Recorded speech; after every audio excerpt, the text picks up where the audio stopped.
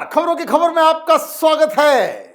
ममता बनर्जी के ऊपर triple attack हुआ है, बड़ी मुसीबत में फंस गई हैं। महाराष्ट्र के बाद अब सबका ध्यान बंगाल के चुनाव पर केंद्रित हो गया और इसलिए आज प्रधानमंत्री मोदी मालदा में थे, पश्चिम बंगाल के उस इलाके में जहां मुसलमानों का गढ़ माना जाता है। और जिस तरीके से हुंकार भरी है आज प्रधानमंत्री मोदी ने, सौगात के साथ साथ ममता बनर्जी बिल्कुल बिलबिला उठी है। कल से ही वो हर हर महादेव का जाप कर रही है, जय महाकाल कर रही है। उनकी राजनीति बिल्कुल पलट चुकी है क्योंकि तीन तीन झटके एक साथ आज लगे हैं। आज एक और नया केस किया गया है और यह केस ममता बनर्जी ने जिस तरह के अनर्गल आरोप लगाए उसको लेकर के किया गया है। और अब ममता बनर्जी को यह सलाह दी गई है कि अब अपने वकीलों को आप पकड़ो, अदरवाइज बहुत भारी नुकसान वो झेलना पड़ जाएगा। दूसरी तरफ प्रधानमंत्री मोदी ने आज जिस तरीके से ममता बनर्जी के ऊपर हमला किया, बेटियों की सुरक्षा को लेकर के, माइनॉरिटीज के अपीजमेंट को लेकर के, जिस तरीके से रोहिंग्या बांग्लादेशियों को संरक्षण देने का मसला है और तमाम तरह की जो कलाबाजियां ममता बनर्जी करते आई है, उसको लेकर के भी प्रधानमंत्री मोदी ने आज हमला किया। लेकिन सिर्फ इतना ही नहीं किया, साथ ही साथ जिस तरीके से पश्चिम बंगाल को आज सौगात दी गई है, उसकी कुछ तस्वीरें आप देखेंगे तो आपको भी अच्छा लगेगा। लेकिन ममता बनर्जी अभी तक उबर नहीं पाई है क्योंकि अब लीगल एक्सपर्ट्स ये बता रहे हैं कि ममता बनर्जी ने जो कांड किया है ईडी रेड के दौरान, अब इनको बचना, और कपिल सिब्बल और मनु सिंघवी भी इनको इस मुसीबत से बचा नहीं पाएंगे क्योंकि इनके ऊपर एफआईआर होना अब लाजमी हो गया है। क्योंकि बहुत सारी इनसाइड डिटेल्स भी आई हैं कि ईडी के रेड के दौरान ममता बनर्जी ने किस तरीके से संविधान को दरकिनार कर, लॉ एंड ऑर्डर को धता बताकर एक तरीके से अपहरण कर लिया था ईडी अधिकारियों की। तो ये सारी जानकारी मैं शेयर करूंगा आपके साथ, लेकिन पहली खबर वो प्रधानमंत्री मोदी से जुड़ी हुई है जो अभी अभी मालदा के अंदर एक शानदार भाषण उन्होंने दिया है और चुनाव प्रचार के एक तरीके से यलगार कर दिया है। मालदा में मुस्लिम पॉपुलेशन 50% से ज्यादा है और इसलिए उन्होंने वो जगह चुना जहां से वो अपने नए कार्यक्रमों का उद्घाटन कर सके। बहुत सारी सौगात दी गई है रेलवे मंत्रालय की तरफ से, कई सारी चीजें, और ये वीडियो रिलीज किया गया है। आप देखिए इस वीडियो को, स्क्रीन पे ये चल रहा है और बताया ये जा रहा है कि पहला वंदे भारत स्लीपर ट्रेन जो गुवाहाटी से हावड़ा तक के लिए जाएगी, ये पूरा पश्चिम बंगाल में ही वो ट्रेवल करेगी। ये आज लॉन्च किया गया फर्स्ट टाइम।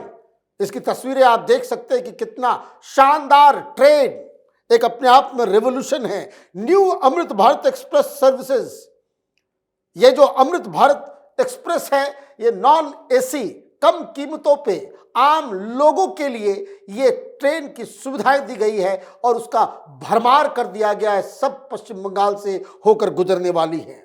साथ ही साथ 101 रेलवे स्टेशन को जो है बिल्कुल नया बना दिया जाएगा, इसकी भी घोषणा की गई है।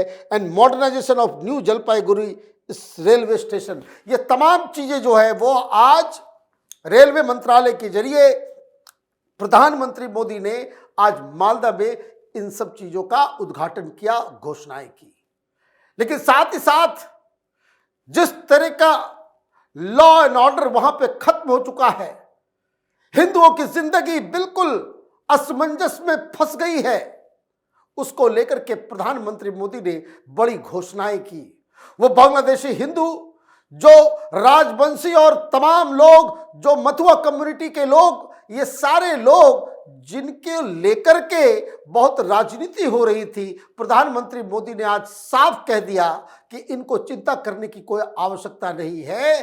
भारतीय जनता पार्टी की सरकार उनको जरा सा भी कोई मुसीबत में नहीं आने देगी। कई सारे मुद्दे गिनाए गए, चाहे वो घोटाले का हो, चाहे वो किस तरीके से सेंटर के योजनाओं को, और सबसे बड़ी चीज जो फ्री बिजली की जो योजना है, कैसे ममता बनर्जी ने नहीं लगाया। तो ये प्रधानमंत्री मोदी विकास के कार्यों को लेकर के, गवर्नेंस को लेकर के, ममता बनर्जी की उद्दंडता को लेकर के, सरकार की काहिली को लेकर के, और डेवलपमेंट विकास के तमाम योजनाएं जो बंगाल में नहीं चल पा रही हैं, उसको लेकर के प्रधानमंत्री मोदी ने आज जबरदस्त हमला किया। और यह हमला कब हुआ? वह हमला तब हुआ जब उससे पहले नेता प्रतिपक्ष शुवेंदु अधिकारी ने ममता बनर्जी के ऊपर एक नया केस ठोक दिया। जब ईडी की छापेमारी चल रही थी, ममता बनर्जी बाहर आई और उन्होंने धरना प्रदर्शन किया और उन्होंने एक अनर्गल आरोप लगा दिया कि ये जो कोयला स्मगलिंग घोटाला हो रहा था, उसके पैसे वो जा रहे थे अमित शाह के पास भी और शुवेंदु अधिकारी के पास भी। आपको क्या लगा कि आप आरोप लगा देंगे, लोग चुपचाप सुन के बैठ जाएंगे? शुवेंदु अधिकारी ने पहले एक लीगल नोटिस किया, कहा कि भाई सबूत दो, माफी मांगो, लेकिन कोई जब जवाब नहीं आया, अब शुवेंदु अधिकारी ने केस ठोक दिया और बकायदा केस नंबर और ये सारी चीजें आप देखिए स्क्रीन पे ये चल रहा है, बकायदा उन्होंने सोशल मीडिया पे उसको शेयर भी किया। साथ ही साथ उन्होंने ये लिखा, Shrimati Mamata Banerjee, I honour my commitment while you obfuscate issue and people. Your deceptive silence to the defamation notice pertaining to your vile imaginary allegation of my involvement in some alleged coal scam will not help you salvage this situation. I kept my word of dragging you to court for your deceitful misadventure and filed the suit against you today. Please get in touch with your learned advocates early, or else you will have to soon pay rupees 100 crores as damages to me, which in return I will be donating to charity. तो ये ऐलान जंग हो गया। नेता प्रतिपक्ष ने कहा कि भाई 100 करोड़ का ये अनर्गल आरोप, कुछ भी आप बोल करके निकल जाओगे, ये चलेगा नहीं, और जल्द से जल्द अपने वकीलों को बताओ कि कैसे आपको साबित करना है। ये साबित, ये थ्योरी चल रही थी ना, Mamata Banerjee is very smart. वो बता रही हमारे पास कोई पेन ड्राइव है, उसमें सारा हमारे पास जो है वो कहानी है, हमारे पास सारे सबूत हैं। तो अब ये डिमांड कर रहे कि भाई सबूत दो या फिर अब कोर्ट में केस लो।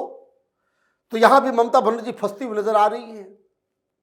ममता बनर्जी के सारे पैतरे इस बार भारतीय जनता पार्टी बिल्कुल बेअसर करते चली जा रही है, क्योंकि जो अब मामला सुप्रीम कोर्ट पहुंचा हुआ है उसकी कई सारी डिटेल्स आ रही है।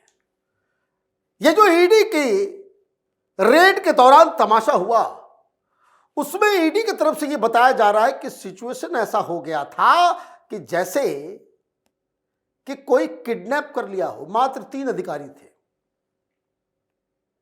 3 अधिकारी थे और भी डायरेक्टर स्तर के लोग थे, और ये लोग वहां पहुंच गए, उन लोगों को खड़ा कर दिया, साफ साफ धमकी दिया गया, उनसे कहा गया कि कोई पंचनामा में कुछ नहीं लिखोगे, और ममता बनर्जी ने फोन छीना।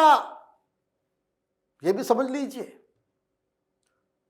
वहां सिर्फ 3 ईडी के अधिकारी और 5 जो सीआरपीएफ के लोग थे,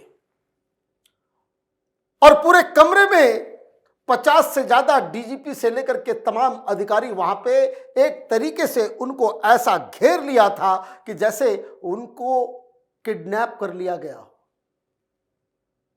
वो ना कुछ जब्त कर पाए, न सर्च कर पाए। ममता बनर्जी ने जिस तरीके से इस पूरे रेड के दौरान बर्ताव किया, तो ये तो पैनिक सिचुएशन बन गया था। दिल्ली बार बार फोन किया जा रहा था। लड़ना तो छोड़ दीजिए, चिंता ईडी को इस बात की हो गई थी कि हमारे इन 3 अधिकारियों का क्या होगा, कहीं इनको पिटाई तो न पड़ जाए, कहीं इनको उठा के तो न ले जाए, कहीं इनको गिरफ्तार तो न कर लिया जाए। मतलब आप समझिए कि किस तरह का हैवक क्रिएट कर दिया ममता बनर्जी ने। लोग सवाल पूछ रहे कि ऐसा क्या था प्रतीक जैन के घर के अंदर जिसे ममता बनर्जी देख करके सीधे फौरन उसको अपने हाथ में लेने के लिए पहुंच गई। कुछ लीगल एक्सपर्ट्स ये बता रहे हैं कि एक बहुत बड़ी गलती सिब्बल साहब से हो गई है। सिब्बल साहब ने कहा कि कोई फाइल जो है उठा के नहीं लाया गया, बस फोन लाया गया है और एक लैपटॉप लाया गया है। और ये गलती जब सुप्रीम कोर्ट में आगे सुनवाई होगी तब इसका खामियाजा भुगतना पड़ेगा, क्योंकि पूरी दुनिया के सामने विदित है, ममता बनर्जी का बयान है, ममता बनर्जी की तस्वीरें हैं। जब वो घर से निकली तो वो हरे रंग का एक फाइल लेकर के आई हुई थी। तो कई सारी गलतियां लीगल तौर पे तो किया ही किया, कोर्ट के अंदर भी इन लोगों ने अपने बचाव में कुछ ऐसी ऐसी बातें ये लोग कर गुजरे हैं जिसका खामियाजा ममता बनर्जी को भुगतना पड़ सकता है। आप देखते रहिए कैपिटल टीवी। हमारे वीडियोस को लाइक कीजिए, शेयर कीजिए और हमारे चैनल को सब्सक्राइब कीजिए। धन्यवाद।